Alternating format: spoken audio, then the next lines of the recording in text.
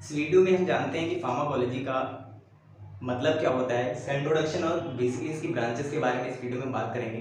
तो सबसे पहले हम देखते हैं कि फार्माकोलॉजी वर्ड का मतलब क्या होता है। तो फार्माकोलॉजी वर्ड जो है वो दो वर्ड से मिलकर डिराइव्ड है। पहला जो है वो है फार्माकॉन और दूसरा वर्ड जो है इसमें लॉजी, वो लॉगस से डिराइव्ड है। फार्माकॉन का मतलब जो है वो ड्रग एंड लॉगस का मतलब होता है टू स्टडी। तो इसके वर्ड से अगर हम इसकी मीनिंग समझने की कोशिश करेंगे तो हमें ये समझ में आएगा कि pharmacology is the study of drug.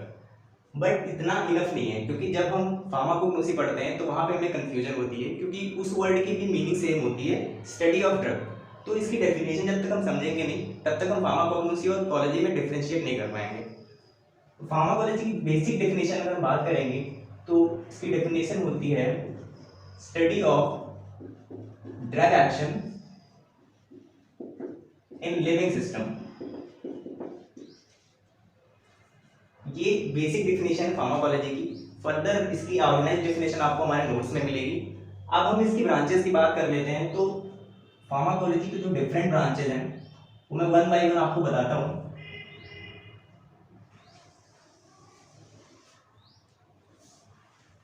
पहली जो इसकी ब्रांच है जिसको हम बोलते हैं फार्माकोकाइनेटिक, सेकेंड ब्रांच को हम बोलते हैं फार्माकोडायनेमिक,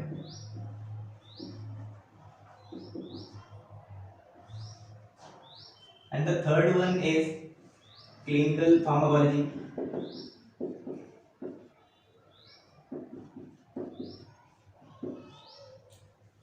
अगला जो है वो है फार्माकोथेरेपेटिक,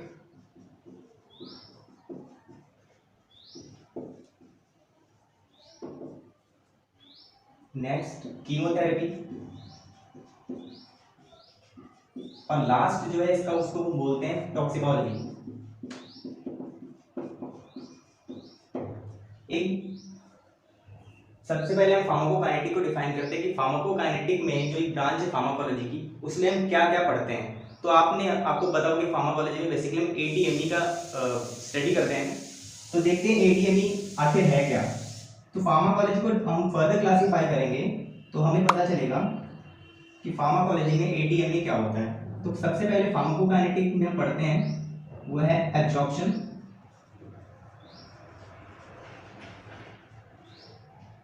दूसरा जो पढ़ते हैं उसे हम बोलते हैं डिस्पोजिशन।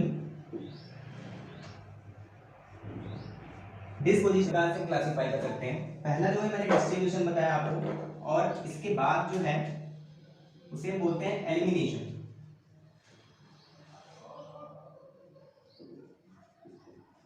एलिमिनेशन को भी फर्दर हम दो टाइप से क्लासिफाई कर सकते हैं। तब हमें जो मिलेगा एडीएमई का एम जो कि है मेटाबॉलिज्म और एक्सक्रीशन। एक एक करके हम इसको समझ लेते हैं कि आखिर इसको इस तरह से क्लासिफाई क्यों किया गया। तो फार्माकोकाइनेटिक में सबसे पहले एब्जॉर्प्शन। एब्जॉर्प्शन तो सबसे पहले समझते हैं। तो एब्जॉर्प्शन क्या होता है कि movement of drug from site of administration to systemic circulation. Site of administration मतलब जहां से हम दवा ले रहे हैं, और सिस्टमिक सर्कुलेशन का मतलब होता है ब्लड। कहीं भी सिस्टमिक सर्कुलेशन की बात करेंगे तो उसका मतलब होता है ब्लड। तो मान लीजिए कि हमने कोई भी डोजेस फॉर्म लिया और उसको ब्लड तक पहुंचने की प्रोसेस को हमने क्या बोला, एब्जॉर्प्शन।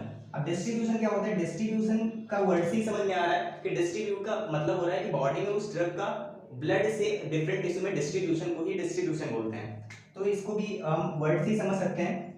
फिर मेटाबॉलिज्म जो होता है उसे डिफाइन करते हैं केमिकल अल्टरेशन ऑफ ड्रग।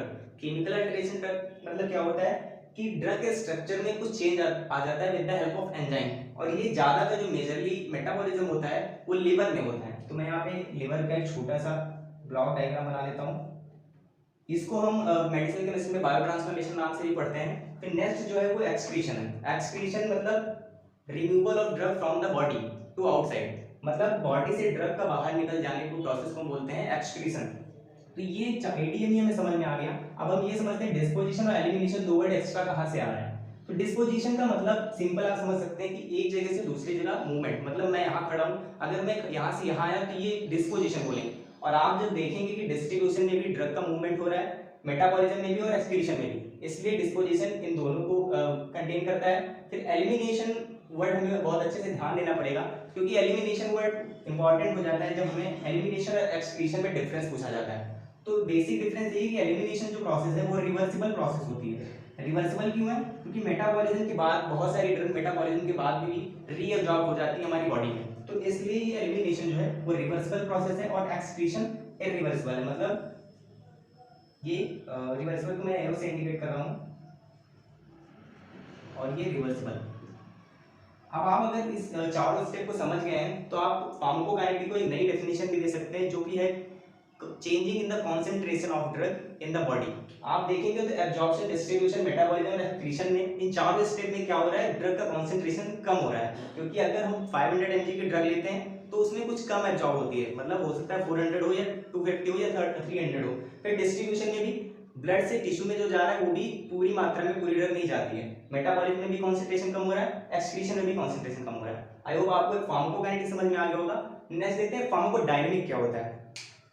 फिर फार्माकोडायनामिक को हम अगर वर्ड से देखें तो फार्माको का मतलब यहाँ भी ड्रग और डायनामिक का मतलब होता है पावर। इसको फार्माकोकाइनेटिक को हमने डिफाइन किया तो what the body does to the drug. इस वर्ड को हम डिफाइन करेंगे what the drug does to the body, मतलब दवा का एक्शन बॉडी में क्या आ रहा है उस प्रोसेस को हम किसमें स्टडी करते हैं, फार्माकोडायनामिक में। तो ये इसको आप छोटे से डी फॉर डायनामिक और डी फॉर ड्रग आ रहा है तो आप ऐसे याद कर सकते हैं इसको। फिर नेक्स्ट जो इसका ब्रांच है वो है क्लिनिकल फार्माकोलॉजी। क्लिनिकल वर्ड कहीं भी आए आपको सिर्फ एक चीज समझनी है, ह्यूमन, मतलब क्लिनिकल की जहां बात हो रही है वहां ह्यूमन की बात होगी। और फार्माकोलॉजी की डेफिनेशन आप समझ चुके हैं, मतलब ड्रग का साइंटिफिक स्टडी जो है ह्यूमन में किया जाता है, उस पूरे स्टडी को हम क्लिनिकल फार्माकोलॉजी बोलते हैं। मतलब मैं लिख देता हूं यहाँ पे scientific study of drug in human body. इसमें क्या देखते हैं हम, ड्रग की सेफ्टी और एफिकेसी को चेक करते हैं, प्लस ये फार्माकोडायनामिक और फार्माकोकाइनेटिक प्रॉपर्टी जो हमने पढ़ी है वो हम किस में पता करते हैं, क्लिनिकल फार्माकोलॉजी। आई होप ये भी आपको समझ में आ गया होगा। फिर नेक्स्ट जो है वो फार्माकोथेरेप्यूटिक है। फार्माको का मतलब ड्रग और थेरेप्यूटिक का मतलब ट्रीटमेंट, आप कह सकते हैं एक प्रकार से। मतलब इसको हम ऐसे डिफाइन कर सकते हैं, और आर्ट और science of treatment of disease. मतलब इस ये सारी चीजें हमने समझ ली कि दवा का एक्शन क्या है वो डायनामिक में समझ लिया, और इसकी सेफ्टी एफिकेसी हमने क्लिनिकल फार्माकोलॉजी से निकाल ली, इसकी फार्माकोकाइनेटिक हमने देख ली। तो अब हमें क्या करना है, डिजीज का ट्रीटमेंट करना है, तो उसकी स्टडी हम फार्माकोथेरेपेटिक में करते हैं। यहाँ भी मैं लिख देता हूँ आर्ट और science of treatment of disease. यहाँ पे एक मेन पॉइंट जो आपको याद करनी है वो ये है कि फार्माकोथेरेपेटिक में हम साइड इफेक्ट की स्टडी नहीं करते हैं, लेकिन फार्माकोडायनामिक में हम सारी स्टडी करते हैं। तो ये इंपॉर्टेंट पॉइंट है कंपटीशन पॉइंट ऑफ व्यू से, अगर कॉम्पिटिटिव एग्जाम आप अटेंड कर रहे हैं। फिर नेक्स्ट जो हमारा ब्रांच है फार्माकोलॉजी का वो कीमोथेरेपी। इस वर्ड से अगर हम इसकी मतलब निकालने की कोशिश करेंगे तो कीमो का मतलब हमें समझ आएगा केमिकल, और थेरेपी का मतलब ट्रीटमेंट। बट इतना इनफ नहीं है, क्योंकि जितनी लगभग सारी डिजीज को हम केमिकल से ही ट्रीट करते हैं, तो ये कीमोथेरेपी अलग से क्यों आ गई, तो इसको समझने के लिए हमें इसकी डेफिनेशन पे जाना पड़ेगा। तो बेसिकली कीमोथेरेपी में जो दो चीजें होती हैं, पहला वो है इन्फेक्शियस डिजीज। इन्फेक्शियस डिजीज मतलब किसी माइक्रोब से वो हो रहा है, और दूसरा जो है मैलिग्नेंट डिजीज। मैलिग्नेंट वर्ड का मतलब होता है अनकंट्रोल। आप इसका एग्जांपल कैंसर ले सकते हैं।